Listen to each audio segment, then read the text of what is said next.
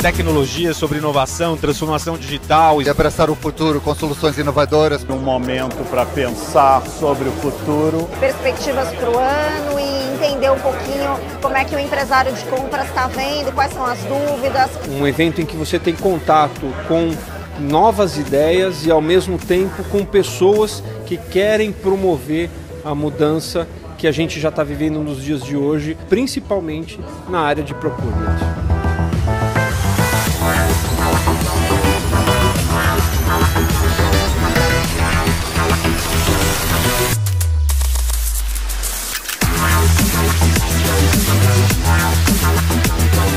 Quando começou toda essa crise do coronavírus, a gente pensou como é que a gente democratiza cada vez mais o conteúdo, como é que a gente leva isso para as pessoas. Como que a IBM em si está pensando nos seus produtos e pensando em mais inovação e mais coisas no momento pós-crise. A nosso ponto de vista para a inteligência artificial é que ela vai ser pervasiva, ela vai fazer parte do dia a dia em todos os processos de negócios. E nós não temos, em uma crise mundial, um inimigo tangível, você não vê o vírus.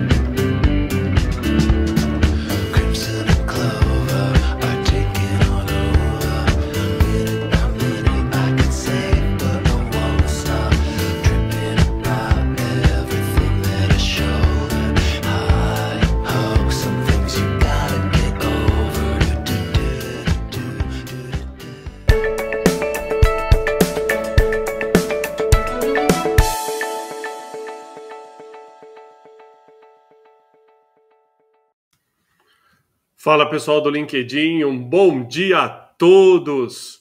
Sejam bem-vindos a mais uma LinkedIn Live, hoje especial aqui, quinta-feira, 11h30 da manhã, feriado em algumas cidades do Brasil. Eu tenho o prazer de estar recebendo aqui o querido Márcio Curuyan, que é fundador e CEO da Netshoes e que hoje vai trazer para a gente aqui uma história muito bacana. A gente vai discutir muitos temas como o futuro do e-commerce, falar de empreendedorismo, falar da história da Netshoes e muito mais. Primeiro, queria dar boas-vindas ao nosso convidado de hoje. Márcio, seja bem-vindo à nossa live. Opa, obrigado, bom dia aí, pessoal. Obrigado pelo convite, Thiago. Que isso, é um prazer recebê-lo aqui.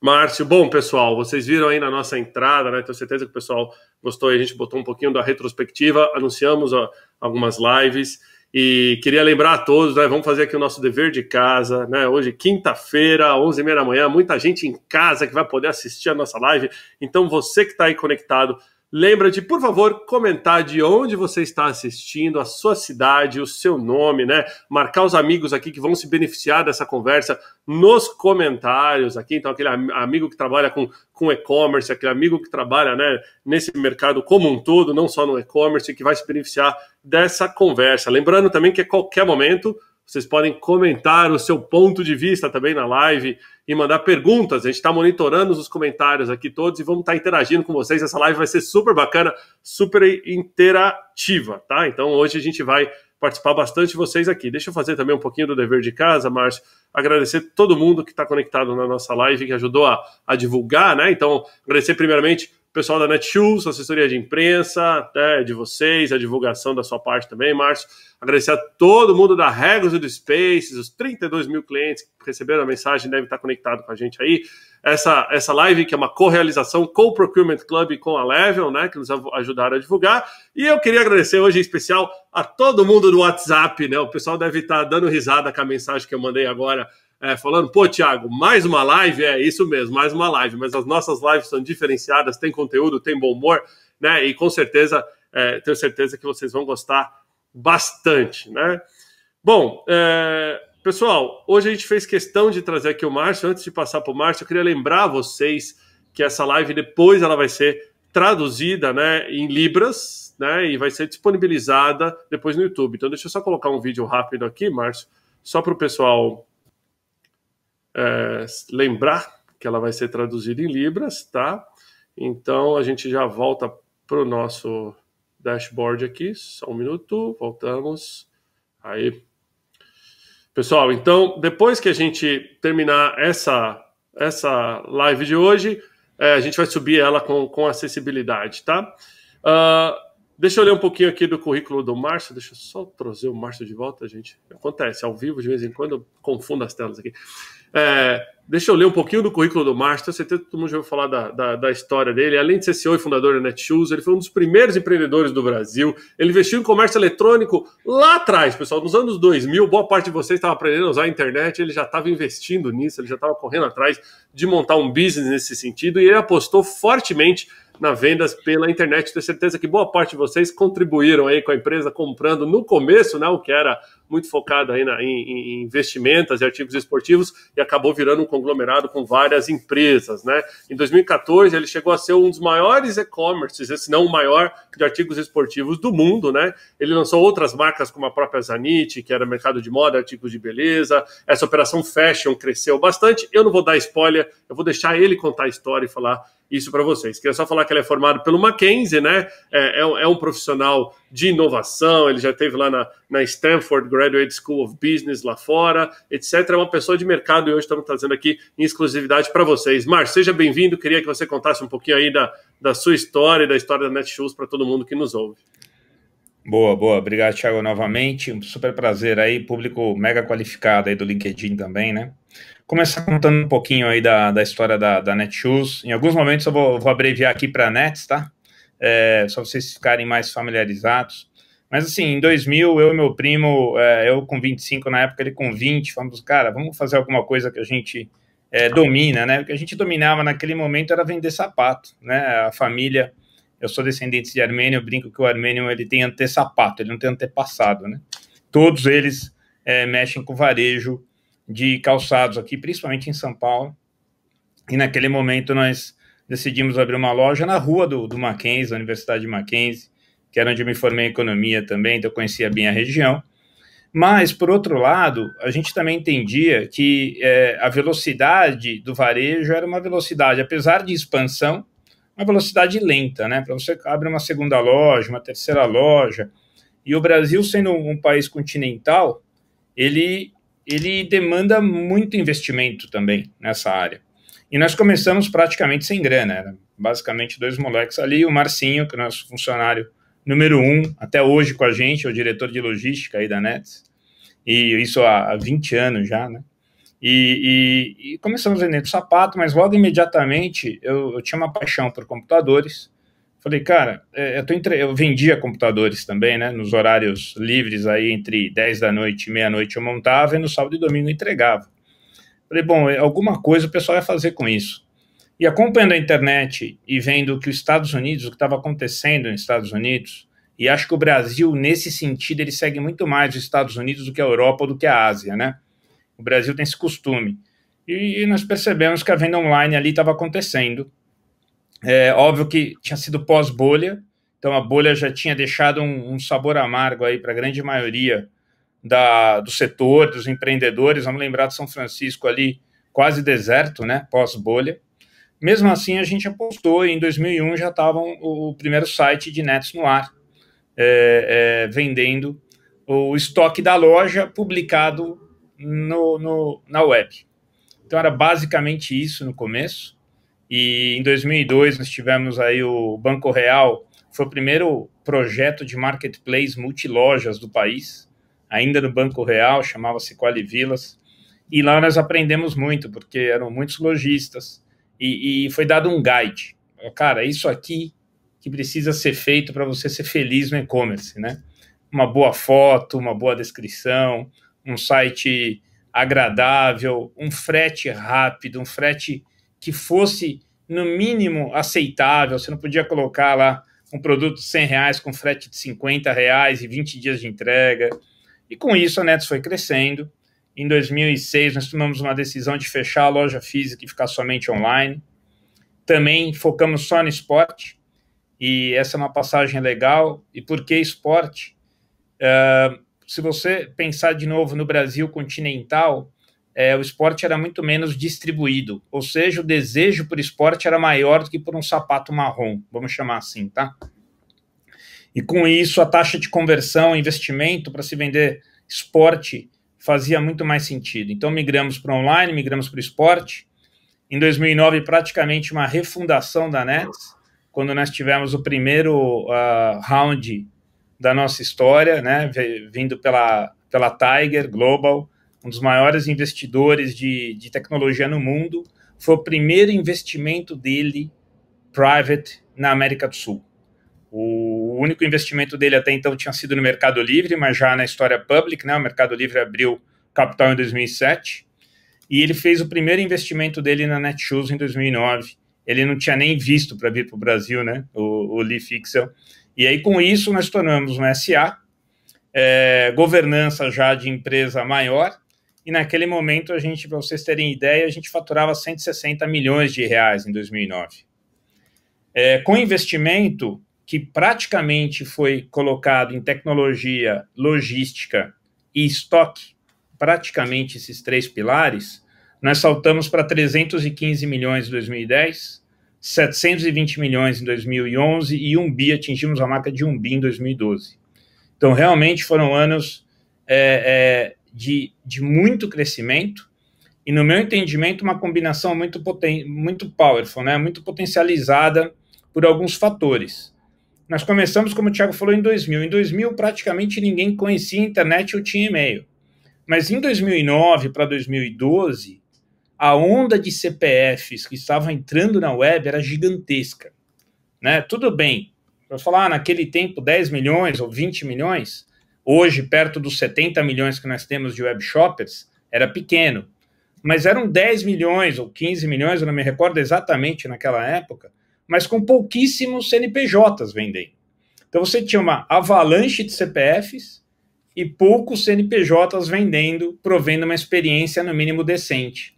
E a Nets conseguiu capturar isso, né, de maneira muito assertiva. Óbvio que teve um trabalho insano aí, né? A gente quase que em 4 turnos aí, se revezando para fazer a entrega, mas nós conseguimos capturar um período e que eu acho muito similar, a gente pode discutir isso daqui a pouco, mas muito similar ao que está acontecendo agora. Uma avalanche novamente de CPFs, e óbvio que hoje a internet é muito mais desenvolvida, o mobile, a penetração, mas foi um momento muito importante da nossa história. Em 2014, nós abrimos a Zattini, é um braço fashion aí da Nets, a Nets focada em esporte, a Zattini focada em moda, usando as mesmas características, a mesma tecnologia, a mesma logística, os mesmos CDs, o mesmo atendimento. E principalmente, uma coisa importante que levou a gente nesses a primeira parte aí da Nets, focada no cliente. Então, a Nets sempre teve uma obsessão pelo melhor serviço e cumprimento de todas as promessas que nós fizemos ao longo do tempo. E aí tem vários casos de inovação, como entrega no mesmo dia, que hoje parece mais comum, mas na época não era, personalização de camisas de clubes, você poder comprar o seu clube do coração e colocar seu nome, seu número, embalagem para presente, foram coisas que a gente teve que ir desenvolvendo ao longo do caminho. Mas com isso a gente manteve o cliente no centro, abrimos a Zattini, A Netshoes reconhecidamente, sim, e é um dos maiores vendedores de artigo esportivo do mundo ainda, permanece assim, até porque é muito próximo da liderança do segmento sem ter nenhuma loja online física, né? É um feito isso, muito diferente de outros países. E vendendo sapato de um lado e sapato do outro, os produtos possuíam a mesma característica logística. Em 2017, abrimos o capital nos Estados Unidos, né? É um direct listing, ou seja, ele não tinha DR, ele era simplesmente, você só poderia tradear ações de nets no exterior. Eu esqueci até de comentar aqui, em 2011 nós também abrimos as operações de Argentina e México, tá? E ficamos com Argentina e México até praticamente os últimos dias recentemente da história. Mas a gente também passou por um processo de internacionalização, acreditando que Argentina e México somados poderiam dar ao mercado brasileiro. E quando a gente olhava o tamanho de mercado, isso fazia totalmente sentido. Então a Nets passou, quando nós fomos para Nova York, já com status de Latam, né, 3 países, esporte, moda, bem conectados. Existe outro modelo de negócio também chamado lojas parceiras, que nós também fazemos até hoje, parcerias com os clubes de futebol, com as ligas, NBA, NFL, Corinthians, São Paulo, Santos, Inter, Cruzeiro, todos esses clubes são powered by Nets também. Então nós chegamos assim na Bolsa, e aí passados 2 anos de Bolsa, houve o deal aí com a Magalu, onde a Magalu adquiriu 100% das ações da Nets, incorporando ao grupo agora, formando aí um grupo maior ainda de Magalu. Então, essa é uma breve história aí, eu tentei resumir a história de Nets aí em 5 minutos, tá? E a gente continua o papo agora. Muito bom, não, parabéns pela história, Márcio, eu tenho certeza que o pessoal aí vai poder se inspirar bastante. Aqui no LinkedIn, diferentemente de outras mídias, o pessoal gosta que empreendedores de sucesso, executivos, contam a história, como chegou lá, né? A gente sabe que muitas vezes é fácil olhar a pessoa já no topo, né? Não é sorte, é trabalho duro, né? É poder cada vez mais também compartilhar esse conhecimento, ainda mais em épocas como essa, onde a gente tem a humanidade no centro de uma crise mundial, e olhar para os outros nessa maneira. Eu tenho certeza que todo mundo se inspirou. Eu queria iniciar... Perdi perdão, Márcio, no comecinho eu coloquei o seu sobrenome errado, a culpa foi minha, tá? Não é culpa de ninguém. Eu já corrigi, pessoal aqui não briguem comigo, mas o Márcio há de convir comigo que o sobrenome, ele falou que é armênio. Eu acabei de descobrir que a gente tem uma amiga em comum na live, a Bel Chepiano, falou, eu conheço o Márcio, ele estudou na mesma escola que eu estudei aqui, ó. Então... Eu conheço. A Bel estudou na sala da minha irmã, cara, você vê? Olha, que mundo pequeno aí, tá vendo? Muito pequeno. Comunidade armênia, aí com certeza, eu estudei ali perto, estudei na FATEC ali, vivi muito da... Do lado, né? E eu queria lembrar todo mundo que está na nossa live aí, pessoal, para vocês também comentarem o seu ponto de vista. E eu queria jogar uma pergunta aqui para o pessoal da live, né? O quanto vocês estão comprando hoje no mercado eletrônico versus o passado, né? Então, para a gente agora, eu vou pedir para o Márcio entrar um pouquinho na análise dele de momento atual. Mas antes dele falar, eu queria que vocês comentassem assim, no passado eu tinha uma média, sei lá, de 1 a 2 compras por mês, assim, em e-commerce, e o que virou para os dias de hoje? Hoje você faz 20, faz 30, faz 2, continua fazendo? E, principalmente, eu queria que vocês comentassem o seguinte, você passou a comprar coisas que você nunca tinha cogitado do e-commerce antes, né? Queria que vocês respondessem, então, essas perguntas aí nos comentários. Lembrando que eu estou com a live aberta aqui, todos os comentários que vocês estão fazendo, eu estou podendo ver aqui e vou interagindo e mandando para o Márcio. Aí, Marcião, fala para a gente um pouquinho, se quiser, posso até colocar alguns slides aqui de fundo para você. Como é que você está vendo o momento atual, então, assim, do e-commerce? Tá, o momento do e-commerce, ele, como eu comentei aí contando a história, ele é muito parecido com o que a gente viveu, na minha opinião, em 2009, também tinha uma crise ali, né, vocês vão lembrar, uma crise também financeira. É óbvio que essa crise é muito maior e de velocidade nunca jamais vista, mas hoje o que está acontecendo, por necessidade, as pessoas estão em casa, né? Então, você mesmo falou, pelo fato das pessoas estarem em casa, elas vão ter que comprar online. E aí o online, vamos até dividir um pouco o que é o online. O online pode ser por telefone, pode ser por WhatsApp, pode ser por aplicativo, pode ser por web, tem várias maneiras, mas o que é interessante aqui é que você já não tem mais o caminho tradicional, né? O caminho físico, vamos chamar assim, de você até lá buscar. Você precisa necessariamente receber em casa. E aí, então essa é o primeiro comportamento que a gente está vendo. Aumentou sim o número de visitas. É verdade, as pessoas estão visitando, as pessoas estão olhando, você tem mais tempo, você está em casa. Óbvio que hoje estar em casa não é fácil, né? Você tem que ser o pai, mãe, professor, você tem que ser tudo. Espera aí que a Siri ligou aqui, deixa eu dar um tiro na Siri. Então, tem aí essa necessidade. Quando você coloca a necessidade de lado, começa a ter as categorias, algumas categorias são essenciais. E isso também é do ser humano, é da família. Você precisa fazer o seu supermercado, você precisa ter os itens em casa, e aí a gente percebeu um boom na cadeia dos supermercados. Supermercados, dentro da categoria aí de não duráveis, teve um crescimento em torno de 15%. Né? Desculpa, o supermercado cresceu, ele quase que quadruplicou. A categoria no online quase que quadruplicou. O supermercado, em geral, cresceu 15%. E aí você percebe que não estavam tão preparados para essa explosão, né? E o serviço ainda está se arrastando, ainda está construindo algo mais estrutural. Por outro lado, essa necessidade que você está em casa, de você ter os itens essenciais, você também deixa de consumir outros itens.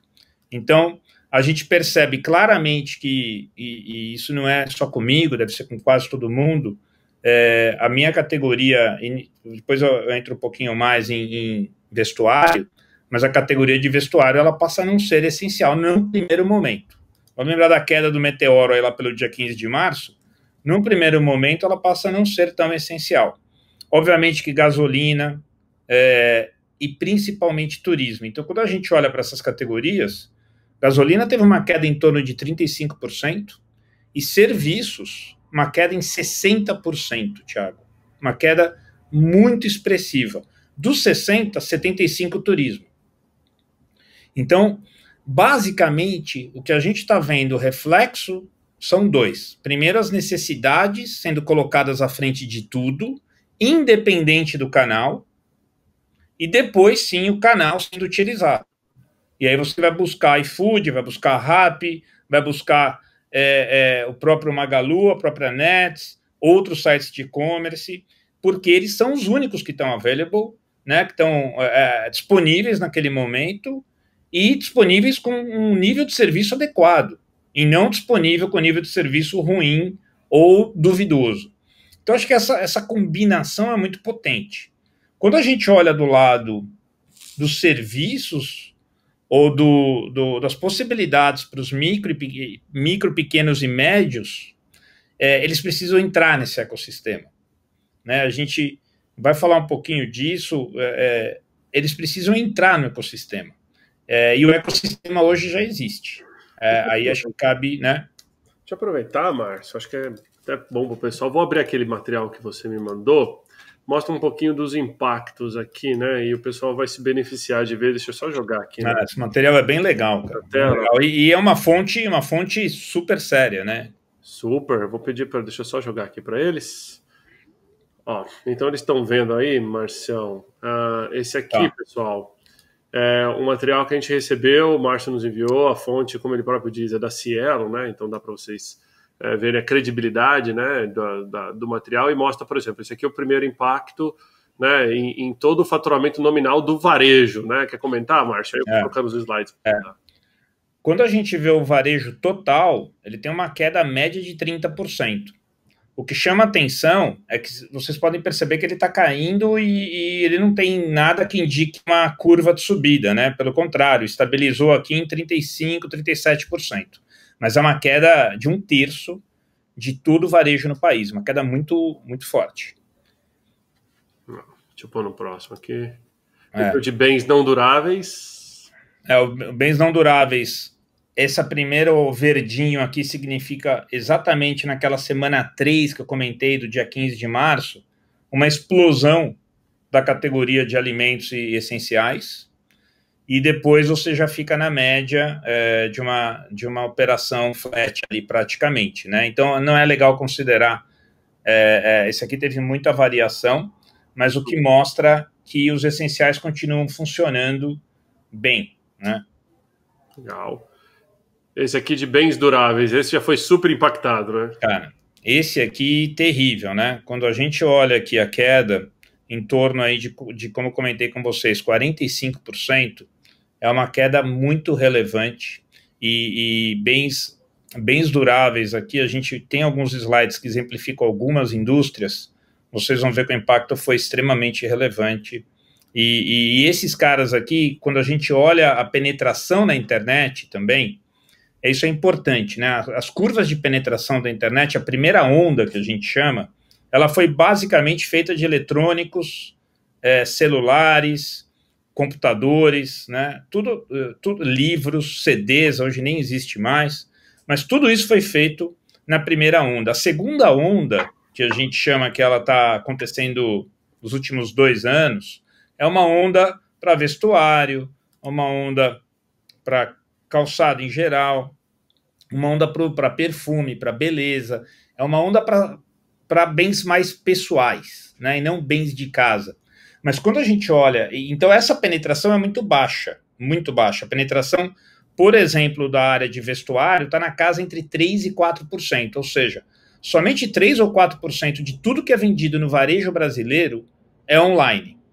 Então, esses 96% que estão aqui, praticamente, se refere aos 96%, tomaram uma queda de quase 50%. Então, realmente é muito significativa. Vocês verem o impacto aí do isolamento e da pandemia, né? Deixa eu passar aqui para o setor de serviços, que eu acho que o pessoal vai querer ver também, que o impacto aí super forte também, né? Serviços, como eu comentei, em torno de 60%, e é um impacto gigantesco. E se você avançar mais um, por favor, Thiago, a gente vai entrar ali nos serviços de turismo. Peraí. Acho que ele está lá para baixo, né? Vou passando aqui. Então vamos seguir, desculpa, vamos seguir. Então, quando a gente entra, os serviços aí em torno de 60%, guardem esse número. Bens não duráveis, a gente tem aqui drogarias e farmácias que mesmo, de novo, num primeiro momento, o mesmo efeito do supermercado, no primeiro momento uma super correria, depois queda. Ou seja, o mercado inteiro está em queda. O mercado todo em queda hoje, porque teve a primeira correria, agora flat, né, dentro do padrão já pré-estabelecido. Supermercado continua mais alto, foi das áreas que continuam, porque está todo mundo em casa, e bares e restaurantes, para vocês verem o oposto, a gente vai chegar lá, mas bares e restaurantes caíram em torno de 75%. Então você tem uma alimentação em casa versus...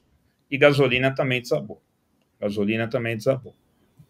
Deixa eu colocar aqui, pessoal.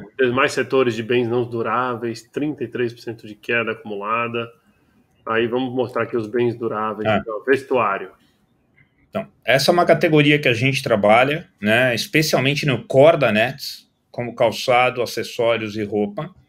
Uma queda no primeiro momento de 91%, 92%. Quer dizer, é surreal pensar que o setor parou de vender no início da pandemia, e ele vem se recuperando gradativamente, tá?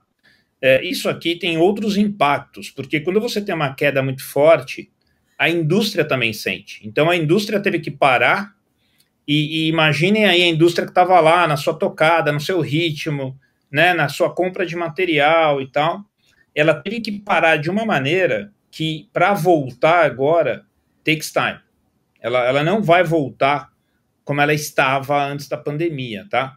Então, quando você vê alimentação, eu acho que a gente não tem risco, pelo menos na minha opinião, nenhum risco de desabastecimento, porque a indústria não parou, mas aqui em vestuário é temerário, a gente vai ter que trabalhar muito bem isso para que o setor possa voltar.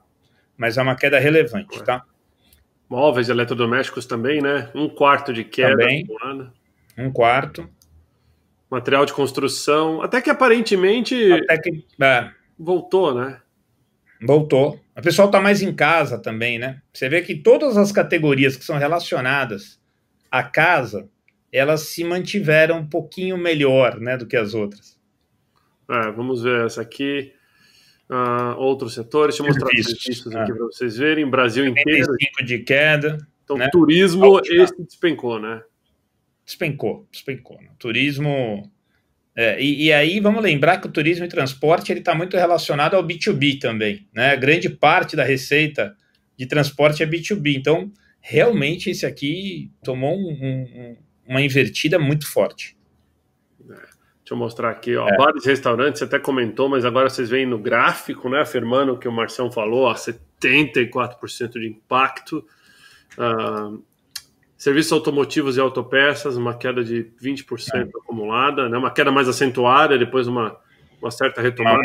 Uma confusão de serviço essencial aqui, né, que depois foi reconsiderado como serviço essencial.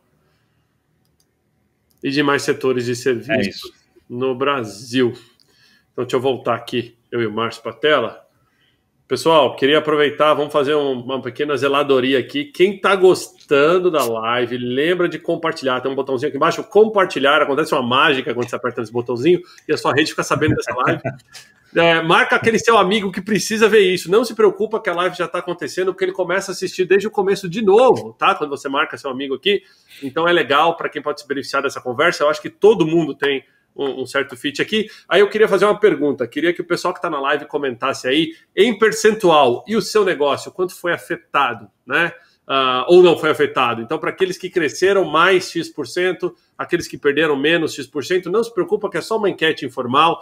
Ninguém está colocando nenhuma informação aqui confidencial. A gente quer saber do mercado, não da sua empresa, né? Então, eu trabalho com hotelaria, a gente viu aqui, mas confirma isso mesmo ou não? Ou tem alguma história boa? Lembra de colocar nos comentários aqui que a gente está acompanhando. Eu vou trazer isso para o Márcio também. Agora, Márcio, teve uma pergunta bacana aqui, que depois eu vou pedir para a gente falar no finalzinho, mas só para a gente guardar ela aqui, sobre acessibilidade no site da Netshoes, né? Parabenizando a acessibilidade do site da Netshoes. Pergunta do querido Jacques Haber e da Andrea Schwartz, que levanta essa bandeira de acessibilidade. Eles pediram para você comentar um pouquinho mais lá sobre isso, mas vamos guardar ela para o final, só para não perder. Muitas perguntas aqui, ó, sobre business, dica que você pode dar para pequenos comércios que tiveram que fazer a adesão digital. Não foi uma transformação, né? Porque eles não tiveram tempo de se transformar, foi uma adesão digital. Qual seria a sua dica? Cara, muito boa essa daí, viu? Essa eu vou guardar para mim. Adesão digital e depois a transformação. Patente, boa. Bom, primeiro a gente viu aqui o show de horror que foi que está sendo os últimos 2 meses, né? A gente tem 2 possibilidades aqui, sentar e chorar ou trabalhar para reverter o cenário. Eu gosto muito mais da possibilidade de 2 e eu acho que todo mundo deveria estar fazendo nesse momento. Então, em grandes crises, abrem-se novas possibilidades e essa aqui é uma crise sem dimensões. A gente vai ter que trabalhar agora para essa adesão digital e logo na sequência uma transformação digital. Então, tá se falando muito do momento do novo, né? Do novo normal. Eu não sei ainda o que vai ser o novo normal. Eu só sei que a gente está vivendo o velho tumultuado. Então, dentro desse velho tumultuado, a gente precisa tomar decisões agora para continuar o business e se manter vivo para que depois, com um mar um pouquinho mais calmo, a gente consiga desenvolver a transformação. Bom, senhor, agora, não tem muito, pelo menos no meu entendimento, a gente precisa ser muito focado num caminho muito estreito de adesão, como o Thiago falou, digital. Já existem em quase todos os segmentos do país, já existem ótimos líderes, né, desenvolvidos e trabalhando no ecossistema. Quando você tem essas possibilidades de venda, que é o caso, por exemplo, do Magalu.com, né, com mais de 10 milhões de itens à venda, isso favorece muito que você coloque seus produtos à venda em sites para que você não perca a receita. Quando você tem, ao mesmo tempo, nos restaurantes, o iFood, o Rappi, então, você tem possibilidades, você precisa rapidamente entender qual é o seu ramo onde você pode entrar para tentar, no mínimo, manter uma receita razoável para que você mantenha seu business rodando. Então, você precisa fazer essa adesão de maneira rápida, não ficar aqui trocando sistemas intermináveis, pode ser até manual no primeiro momento. Eu já trabalhei em Excel aqui por 5 anos integrado lá em 2005, não mata ninguém. Então você precisa tomar atitudes rápidas para entrar e vender. Entrar e vender e usar principalmente os benchmarks de outros lojistas que estão se dando bem. Então também qualquer busca no Google aí, tá cheio de conteúdo importante que ensina a gente as boas práticas de se vender em qualquer estágio do negócio. Pode ser micro, médio, qualquer estágio do negócio tem benchmark hoje. Inclusive, fala. Um ponto, não, perdão, Márcio. Tá vencendo? Vai lá. Não, inclusive, você comentou aí do Excel, queria mais um termo novo aí, né? As empresas que não tinham ERP podem continuar tendo um Excel rodando planilha, que vai funcionar de qualquer forma. Uma pergunta que eu acho que conecta muito com o que você falou. Você acha que o futuro do comércio eletrônico está aqui? É no celular? É a experiência de compra no celular, né? Parece que 80% do tráfego do e-commerce já está vindo para a plataforma mobile. Qual que é a sua visão com esse ponto? Não é futuro, é presente. Não é. A gente falou do futuro em 2011. A Nets lançou em 2011 sua plataforma. Hoje, 80% das visitas são mobile, 70% das vendas mobile, tá? E aí não é só na ponta, não é só o cliente. Qualquer pessoa hoje pode vender produto só tendo um celular na mão. Né? Você tira a foto, vamos lembrar que você pode tirar uma foto, você pode digitar, você pode cadastrar, você pode receber dinheiros, você pode fazer tudo pelo celular. Então o celular é praticamente um computador aí de 15 anos atrás, agora na palma da mão. Então, em resumo, sim, é o caminho que todo mundo deveria, de novo, estar usando os benchmarks e as possibilidades para colocar seu business no ar. Cara. Muito bom. Queria aproveitar, pessoal, para mandar um salve para o pessoal que está assistindo a live aí, bastante gente conectada, mas eu vi aqui que, Léa Lobo, jornalista, está aí, Gisela da Forbes, está aí, o pessoal da...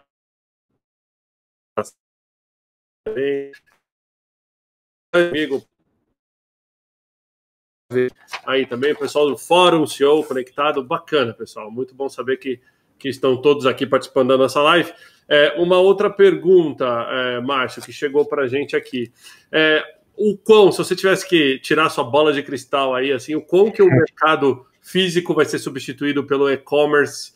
Lógico que não no número geral, mas qual você acredita que são os segmentos que devem migrar para o e-commerce e ficar no e-commerce e cada vez menos lojas físicas? Cara, essa bola de cristal aí, ela tá empoeirada. Faz uns 20 anos que a gente discute isso, né? Mas eu acho o seguinte, e eu sou um grande defensor disso há muito tempo, vai existir uma coexistência, né? Você não vai... De novo, a penetração do e-commerce no Brasil está em torno de 7% a 8%, ou estava em torno de 7% a 8% antes da pandemia, tá? Enquanto que países mais avançados, Estados Unidos já está em 20%, China bate 30%. E aí, depende muito da região, né? O Brasil continental, você não chega em todos os lugares. Então, o Brasil, na minha opinião, ele tem várias características que ajudam o desenvolvimento do e-commerce, principalmente a geográfica. Então, eu acredito que vai existir uma coexistência dos dois mundos, só que o importante aqui, Thiago, é que a loja física não pode simplesmente achar que ela só tem um papel, que é ser loja física, e ela tem que receber o cliente. Ela tem que entender o seguinte, todos estão interligados, o cliente é único, então ele pode acessar o seu business pelo celular, ou ele pode ir até sua loja. Você precisa reconhecer ele do mesmo jeito, você precisa conhecer as preferências dele do mesmo jeito, ofertar para ele os produtos que ele gosta do mesmo jeito. E com isso, se os papéis estiverem interconectados, os dois vão caminhar juntos. A loja pode ser um ponto de apoio, ela pode ser um centro de distribuição, ela pode ser um ponto de troca. Isso é importante. E eu entendo que o Brasil vai dar um grande passo nisso daqui para frente. Até porque nos Estados Unidos, que é, de novo, o nosso benchmark, quando você vai para a China já é completamente diferente, mas os Estados Unidos, ele ainda também ele tinha uma separação muito grande entre físico e digital. De 2 anos para cá, que o pessoal fala muito na interconexão, interconectividade. Eu acredito nisso, cara. Não tem uma substituição, mas, obviamente, vai ter um crescimento muito forte de algumas categorias. Vou pegar mercado como exemplo, que a penetração era menor de 1%, ela pode atingir 8%, 10%. Então, tem um super espaço. Quem vai ganhar esse share? Quem for mais rápido. Então tem um share em jogo aí, um rouba-monte, e quem for mais rápido, inclusive é o rouba-monte, né? O PIB não cresce há 10 anos. Então, quem chegar mais rápido vai roubar uma parcela desse mercado para poder aí sim juntar na sua loja física, tá? Adorei o exemplo do rouba-monte. Aliás, é uma bela lição de economia para crianças. Quem nunca testou, você ensinar criança a rouba-monte no baralho é ensinar economia. E é verdade, né? Economia que não cresce, cara. Né? Alguém tá pegando de alguém aqui na história. É verdade. Até o Egídio... Aliás, o Egídio mandou a pergunta por vídeo. Deixa eu trazer a pergunta do Egídio aqui pra gente. Depois eu vou para mais algumas perguntas do pessoal. Deixa eu só colocar aqui para vocês, pessoal. Que aqui é o One Man Army, temos toda essa estrutura aqui. Deixa eu botar a pergunta do Egídio, aumentar para o Márcio ouvir. Bom dia, Thiago. Bom dia, Márcio. Eu sou o Egídio Oliveira, membro do Comitê Executivo do Procurement Club. Eu gostaria de saber do Márcio como ele vê que o profissional de procurement pode ser o agente da transformação digital dentro das organizações e dos negócios. Bom dia, obrigado. Bom, obrigado aí, Egídio, pela pergunta. Bom, vamos lá. A gente está falando aqui, quando a gente entra na esfera de ecossistema e plataforma, às vezes a gente pode chamar de varejo 2.0, eu já nem chamo de varejo, tá? Porque varejo, para mim, era o simples transacional, era o ato de um cliente comprar algo em algum lugar. Isso, para mim, mudou drasticamente, né? Porque o cliente busca... Vamos lembrar só de uma coisinha antes. Antigamente, quando você decidia abrir a sua loja, você procurava um ponto. Lembra da história do ponto, né? Vamos procurar os melhores pontos da cidade. Os melhores pontos são aqueles que tem mais gente, que tem mais fluxo. Hoje em dia, o cliente, e com a pandemia está provado, o cliente não precisa mais sair de casa e a geografia não é tão importante. Porque ela mas não é tão importante. Você, com o celular na mão, você busca tudo. E você compara de maneira muito rápida, muito fácil. Então, resumindo aqui a história, essa evolução do varejo passa por um ecossistema, um varejista muito mais complexo. Porque ele agora é um cara de CRM, ele é um cara de logística, ele é um cara de atendimento ao cliente, e ele é um cara de tecnologia. E, por último, ele é um cara de marketing digital. Então, quando você coloca tudo isso na cesta, o varejista, que tinha uma estrutura muito mais linear, muito mais vertical de compra e venda, passa a ser um agente de relacionamento e logística. Então, eu acredito que sim, esse profissional hoje é essencial para que todo mundo passe para o next level. Senão a gente não vai conseguir avançar para o next level. Então, sim, eu acho que tem um caminho aí fundamental. E eu lembro aqui em 2009, quando nós discutíamos vender, na época nós fazíamos 1.000 pedidos por dia, o correio já explodia, né? Os correios já não tinham capacidade, e hoje não. Hoje a logística está caminhando muito rápido para um novo momento. Inclusive, essa é uma das perguntas aqui, da Patrícia Moraes. Ela fala o seguinte, que os pequenos comércios sofrem com o serviço de frete, principalmente quando tem produto de baixo valor. O frete é o mesmo valor, eles se sentem, digamos assim, sem capacidade de competir com as grandes redes varejistas. Mas eu acredito que frete também vai se reinventar agora, queda de preço de combustível, né? E nessa crise toda, provavelmente esse mercado também deve baratear. O que você acha, Márcio? Olha, tem dois caminhos aqui que eu estou percebendo. O primeiro é você se filiar a algum grande, né? Então, quando você está vendendo seus produtos em algum marketplace, você recebe de bandeja de presente o contrato dele. Então, esse é um bom caminho para quem está aí com custos altos de frete. Custo alto de frete detona a venda, tá, senhores? Não vende quem tem frete muito alto. Verdade. O ideal não vende, esquece. O ideal, isso aqui o primeiro item para a taxa de conversão cair é o tempo de entrega e o custo da entrega. Então, o quanto mais rápido e mais barato você entregar, você pode dobrar a sua taxa de conversão. E façam o teste, aí depois vocês me cobram, mas podem fazer o teste. Né? Diminui o frete, diminui o tempo de entrega, você vai ver o que acontece com o mesmo número de visualizações do seu produto. Se filiar a algum grande cara, né, vai te trazer aí benefícios de frete imediatos. O outro caminho é um Uber-like, né, uma log, né, são caras que estão se desenvolvendo, transportadoras, quebrando esse monopólio terrível aí dos Correios, eu entrego. Não é só você que entrega. Hoje temos vários couriers e o modelo Uber-like deve beneficiar a grande maioria dos lojistas, tá? Boa.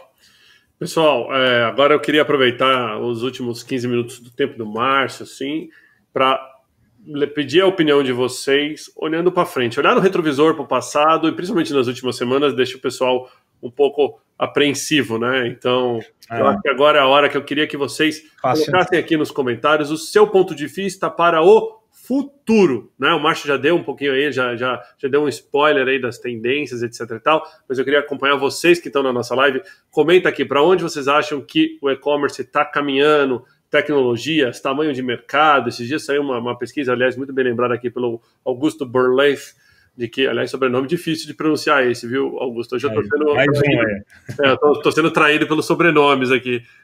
Falando o seguinte, que já tem números aí no mercado, principalmente americano, já falando aí de um aumento nesse mercado de 2,4 trilhões, né, nos próximos anos, uma vez que quem não era digitalizado passou a se digitalizar. Eu vou até dar um exemplo aqui pessoal, né, de você poder ajudar um idoso, uma pessoa que mais de idade, ou aquela pessoa que ainda é digamos assim, uma semi-analfabeta digital nesse sentido, e ensiná-la a utilizar o e-commerce. Não é fácil, né? Não é todo site que é igual ao site do Márcio, que tem acessibilidade, que é fácil, que é friendly, que é amigável, que você entra. Tem muita... A experiência de compra de e-commerce, ela vem melhorando, mas ela ainda é difícil. Tem muita fraude, tem que tomar cuidado para não cair em fraude. Então, eu queria deixar aqui para todo mundo um compromisso de fazer uma ajuda, pegar aquela pessoa que ainda não está familiarizada com isso e ajudar a ensinar como se proteger e tudo mais. Isso é muito importante porque é o futuro, como dizemos, né? Então, por favor, pessoal, comente aí o seu ponto de vista. Aqui eu vou jogar de volta para ti, Márcio, enquanto eles vão comentando, e daqui a pouco eu leio aí um pouquinho para vocês.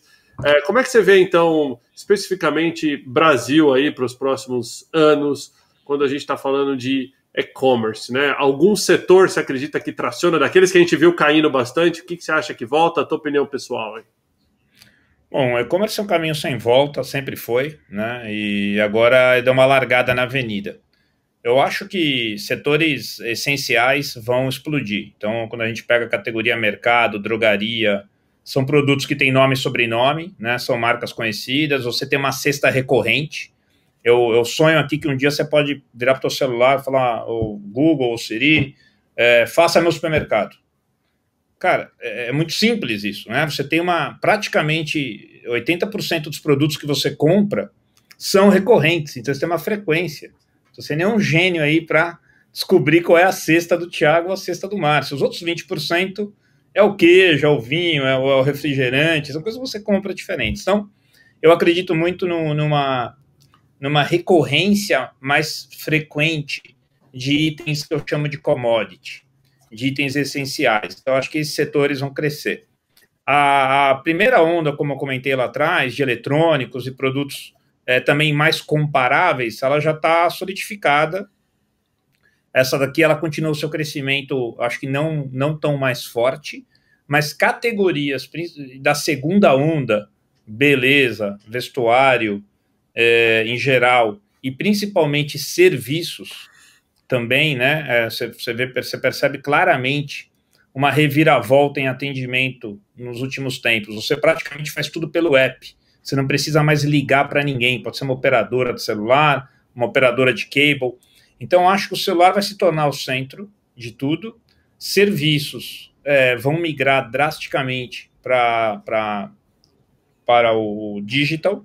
Categorias da segunda onda também, que eram categorias dadas como mais difíceis, né? Preciso provar uma camiseta, preciso calçar um calçado e tal. Essas daqui vão vir mais forte. E é um pouco do que está acontecendo na China nesse momento, né? A volta da pandemia já mostra para a gente que alguns setores aí não voltaram do mesmo jeito, até porque ainda existe o medo, né? Lembra que a gente não sabe quando isso acaba. A gente sabe que tem uma possível vacina em algum momento. E a gente vai ter que conviver com essa restrição.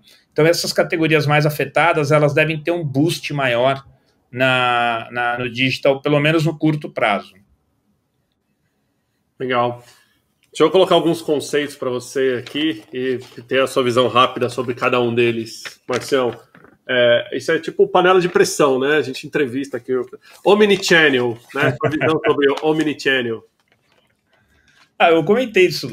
Eu sou um cara super... adoro a história do Omnichannel, o conceito do Omnichannel, desde que ele funcione, né? Ele precisa ser simples, ele precisa... E lembrando, assim, eu acho que o cliente é a chave da história. Se você reconhece ele em qualquer ponto de contato com a sua marca, você pode se dizer Omnichannel. Se você não reconhece ele, cara, forget, você não é ainda um Omnichannel. Então... E aí saber o papel de cada um, né? Lembra de uma coisa muito usada na internet? Atribuição e jornada. São palavras muito fortes no nosso vocabulário. Jornada do cliente. Quais foram todos os touch points dele ao longo do caminho com a sua marca? Não necessariamente ele comprou hoje, mas ele pode ter visto você por 10 dias, por um ano, por whatever, o tempo que for. E aí você atribui o valor desses touch points na sua conta final, para que você possa trabalhar a recorrência. Então, quando você junta tudo isso, você precisa sim ter o Omnichannel colocado, mas comparando e mensurando. Senão fica muito difícil saber o real valor de cada momento na jornada dele, tá? Outro conceito aqui, panela de pressão. Drone, a gente vai ver entregas por drone tão cedo, estamos sonhando alto? Pergunta do Douglas aqui. Pô, Douglas, eu gostaria de ver, eu sou um big fã de Star Wars e ficção científica, eu gostaria de ver. Se tratando de Brasil, não tão cedo. Primeiro a gente vai ver na China, depois nos Estados Unidos, depois na Europa, e aí se o pessoal aqui chegar num acordo, a gente pode ver aqui sim no Brasil. Principalmente em regiões, lembra do que a gente vem discutindo aqui da geografia? A geografia brasileira permite isso, né? Vamos ver se o custo permite, tá? Tem uma coisa de escala aí também, né? Regulações e escala. Escala em e-commerce, outra palavra importante é escala, cara. Né? Porque mandar um caminhãozinho para uma cidade com 100 mil habitantes, se ele estiver cheio, o frete cai. Se ele estiver pela metade, o frete pode dobrar. Então a gente precisa de escala, tá? Com certeza. Inclusive tem aqui um comentário da Cleise Cavalcante falando que a região Nordeste sofre muito com e-commerce pela questão das distâncias, falta de logística, etc. E tal, exatamente na linha que você está falando, né? Sem a escala, o produto encarece. Ainda tem questão de FAO, diferença de impostos, etc. Que aí é o pesadelo de todo executivo empreendedor no Brasil também. Você falou de drones, sabe que essa é uma coisa que eu identifico, eu que sou piloto de drone, tenho certificado, adoro, tenho uns 30 drones em casa, e você sabe que muitas vezes eu me vejo, ainda não consigo imaginar entrega de drone em curto prazo exatamente por dificuldades de legislação mais do que outra coisa. Regulação, imagina, um drone que vai para o lugar errado no jardim e acaba entrando no aeroporto. Então, assim, a tecnologia é bem bacana, funciona, mas eu acho que a gente está há uns 5, 10 anos de ver isso acontecer na prática. A gente vai ver testes, a gente vai ver... Eu mesmo lá na Regos fiz uma entrega de correspondência via drone uns anos atrás, foi bacana. Só que isso é teste, a gente não vai implementar isso para continuar a regulação. Aliás, curiosidade, Márcio, o que o Márcio faz nas horas livres, hobby, o que você curte fazer? Putz, cara, ultimamente aqui de home office tá difícil de ter hora livre, para ser bem honesto, aqui o home office ele tá consumindo tudo, mas eu não tenho nada específico, não. Com 4 crianças aqui, as horas livres são muito vagas, então hoje é dedicar um pouquinho, quando sobra alguma coisa para eles, e poder estar mais em família, não tenho nada específico, não. Muito bom, vou aproveitar o tempo família, é sempre bom. Mas 2 conceitos aqui. O phygital, né? O físico to digital. A gente, inclusive, ontem eu fiz uma live na Forbes sobre isso, na área de eventos. A gente falou de como levar os eventos do off para o on, porque é o que está acontecendo hoje em dia. Mas você comentou até um pouquinho que as lojas vão ter que se reinventar e vão ter que ser muito mais focadas em experiência, é isso mesmo? Eu diria que experiência... vou insistir nisso, eu sou um super fã de cliente, né? Então a experiência ela está relacionada a você conhecer seu cliente e aí você adequa a sua experiência ao perfil do seu cliente. Então eu não acredito só em experiência, ou só mostruário. Eu acho que você pode comprar. Eu vi um negócio que a Nike fez, eu achei muito legal, né? Quando você vai comprar um tênis nos Estados Unidos, você enxerga o estoque das lojas. Então você sabe que a loja a 1 quilômetro da sua casa tem o seu tênis, tem o seu produto. Isso até 2 anos atrás, impensável. Quando você chega lá, mesmo você tendo separado ele, você não comprou, você simplesmente separou, tem um profissional de educação física te falando se aquele tênis serve ou não. Olha como mudou a relação. Exato. Não é mais um vendedor, cara, né? Praticamente, aí é o que a gente chama de experiência, você está sendo bem atendido. É isso, acho que tem que ter uma combinação aí e uma evolução muito grande do transacional, tá?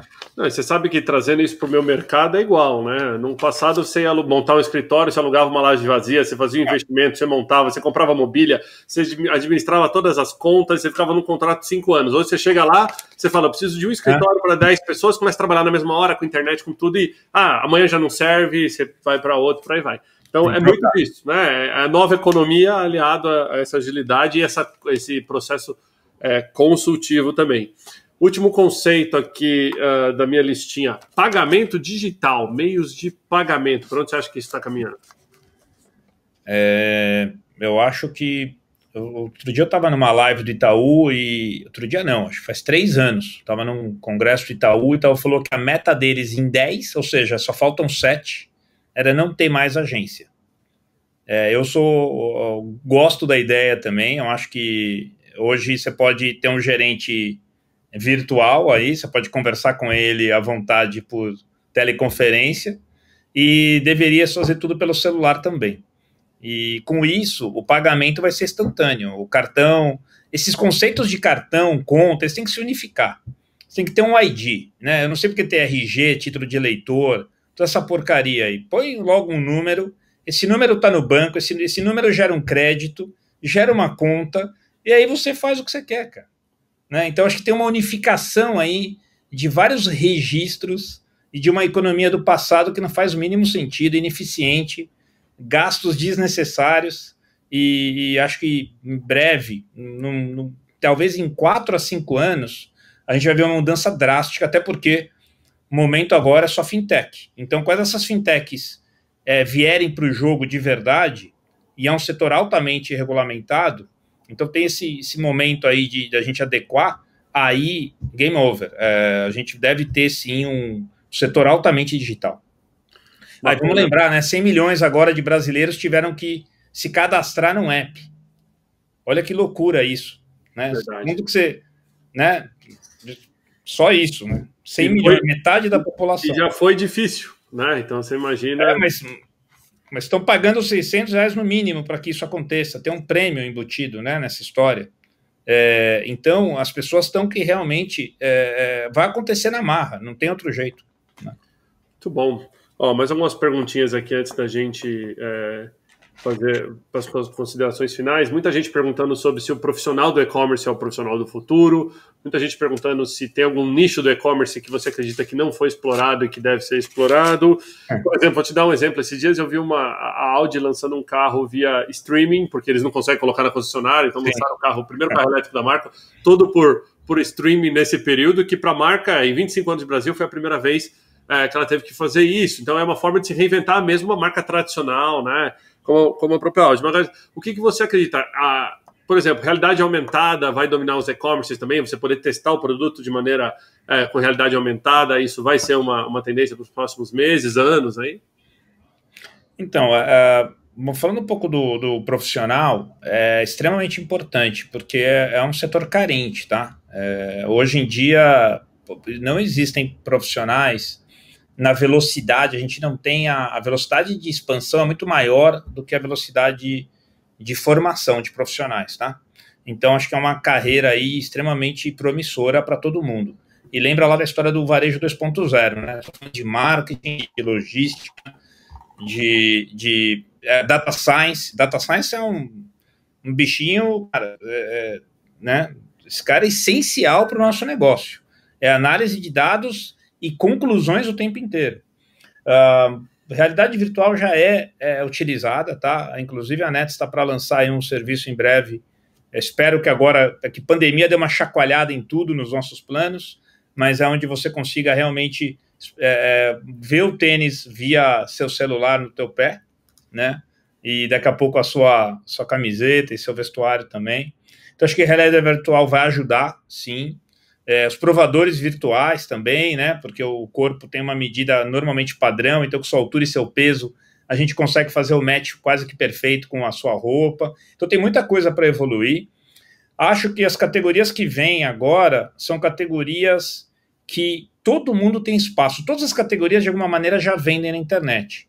Eu acho que quem vai se dar bem são aquelas que entenderem a relação custo, frete, disponibilidade, foto, ou seja, aquelas que puderem promover bem os seus produtos, esses vão ganhar share mais rápido. Aqueles que, independente da categoria, não tiverem um site friendly, não tiverem um site rápido e condições adequadas, vão ficar para trás. Aliás, esse seu comentário sobre vestuário eu vou fazer particular, porque comprei muito do Netshoes, tenho 2 metros de altura e calço 48. Então, o único lugar que eu achava era online. Nunca tive o prazer de entrar numa loja de calçado e falar, gostei daquele modelo, me dá um 48, não existe. Não. Né? Então, sei bem do que você está falando. Pessoal, Márcio, você me permite, antes de a gente passar para as considerações finais, deixa eu aproveitar todo mundo aqui, divulgar nossas próximas lives. Tem muita coisa bacana para acontecer. Acontecendo amanhã, que é com o Rodrigo Dibi. Ele é CEO do PROA, um instituto que foca em empregabilidade de jovens, e a gente vai falar de os jovens e, né, a falta de emprego e a empregabilidade, né? A gente fala só revalida o token, mas a transmissão continua. Eu prometi para vocês que ia ser um bate-papo bacana. O Márcio é uma pessoa exemplar, né? Essa massa cinzenta dele, se a gente ficasse aqui, a gente ia explorar ela por muito mais horas. A gente já caminhou para quase 1 hora e pouco de live. Márcio, queria considerações finais, como que o pessoal pode te encontrar nas redes, quem quiser seguir também, antes da gente finalizar aqui, por favor. Boa, primeiro eu gostei do teu maneira educada de cabeção, né? Não sabe... História do cabeção.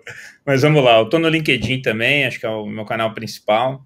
E assim, as considerações, pessoal, otimismo nessa hora. Apesar de tudo, apesar de realmente ser um momento totalmente fora da curva, fora da caixa, fora de qualquer previsão, é um momento onde a gente precisa estar muito consciente aí do futuro rápido, né? Do que está por aí. Então, eu fico muito triste de ver esses números que a gente apresentou, porque quando a gente fala, são milhões aí de empreendedores, milhões de empregos que vão ser ceifados nessa história toda, e a gente precisa rapidamente se organizar, e essa é a nossa vantagem. Vamos se organizar rápido, vamos entender aí os caminhos que o nosso negócio pode seguir, vamos segurar custo, não transferir, né? Não vamos mandar, vamos tentar reter. Eu fiz um pacto lá, Netshoes e Magalu, para 0 demissão nesse momento. Estamos usando todas as armas possíveis e impossíveis.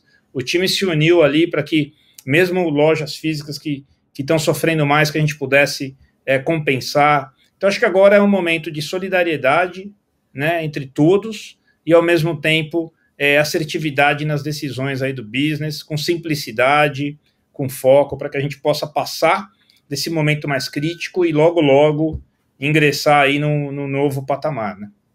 E, mais uma vez, agradecer o tempo aí, todo mundo. Obrigado, valeu, Thiago. E foi super legal aí estar tendo esse papo no LinkedIn com você, meu.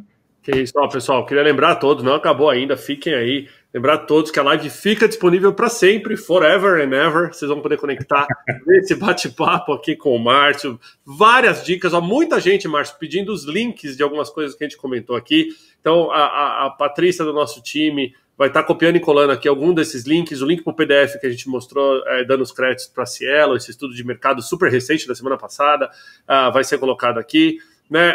E tudo que a gente falou, o link para o Márcio também, ó, vamos marcar o Márcio aqui no @. Eu queria mais uma vez, antes da gente encerrar, e o pessoal está pedindo para eu passar de novo o vídeo que eu passei na entrada sobre o lançamento da Scrambler, eu vou passar aí para vocês, mas antes de eu encerrar, pessoal, eu queria que vocês comentassem, não esquece de comentar aqui o seu ponto de vista, e que se alguém ficou com alguma pergunta específica para o Márcio, coloca um @ marca o Márcio, porque o Márcio, o dever de casa dele hoje, depois do feriado, no feriado vai ser, depois que acabar essa live, ele vai entrar aqui nos comentários e tudo que ele tiver marcado, ele vai respondendo, ele vai interagindo ali com vocês. E isso é bacana, a live continua viva durante muito tempo. Então, se a gente não conseguiu atender, foi muita pergunta, Márcio. Vou te falar que parecia live de sertanejo aqui, sabe? Tipo, de tanta pergunta. Faltou a bebida, pro sertanejo faltou a bebida, cara. Faltou a bebida.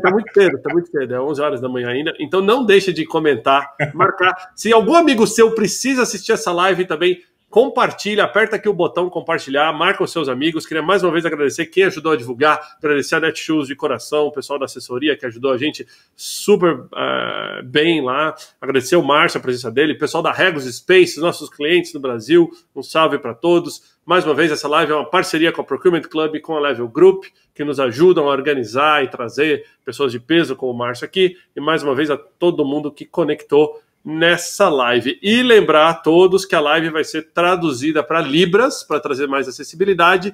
Assim que ela for traduzida, leva em torno de um dia, mais ou menos, a gente reposta a live no YouTube, e aí eu subo o link aqui, marco o Márcio lá, ele compartilha também, para a gente poder trazer esse conteúdo também, Márcio, com acessibilidade para aquelas pessoas que têm deficiência auditiva, ok? Pessoal, um super obrigado, Márcio, super obrigado de coração, obrigado aí pela sua presença, e eu vou jogar aqui para eles, então, o videozinho que eles pediram para eu repassar. Você pode desconectar aí, Márcio. Obrigado.